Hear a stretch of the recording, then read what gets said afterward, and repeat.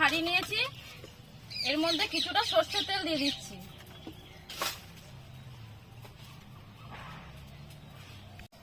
চিকেনগুলো ভালো করে পরিষ্কার করে ধুয়ে নিয়েছি, এবার এই হাঁড়ির মধ্যে দিয়ে দিচ্ছি।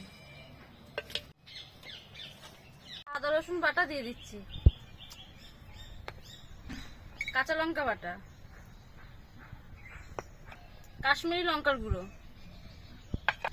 শুকনো লঙ্কা গুঁড়ো, ধনে গুঁড়ো ও পরিমাণ মতো হলুদ, পরিমাণ মতো লবণ, গোটা গরম মশলাগুলো দিয়ে দিচ্ছি।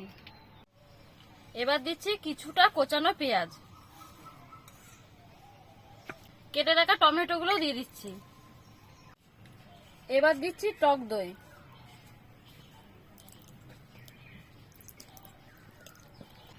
আর সামান্য পরিমাণ গরম মশলা গুঁড়ো দিচ্ছি। এবার দিচ্ছি সর্ষের তেল। এই হান্ডি চিকেন করতে গেলে একটু বেশি পরিমাণেই তেল দিতে হবে, না হলে নিচে লেগে যাবে। এবার সবগুলোকে ভালো করে মেখে নেব।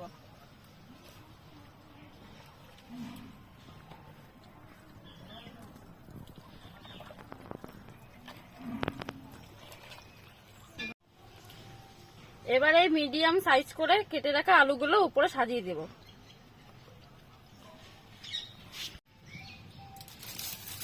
এবার এতে এই ফয়েল পেপার দিয়ে মুড়িয়ে নেব।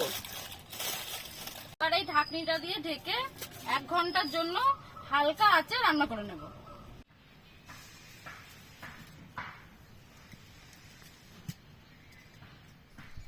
মাংসটা 1 ঘন্টা জাল দেওয়া হয়ে গেছে, এবার এটাকে নামিয়ে দেখে নেব মাংসটা কেমন হলো।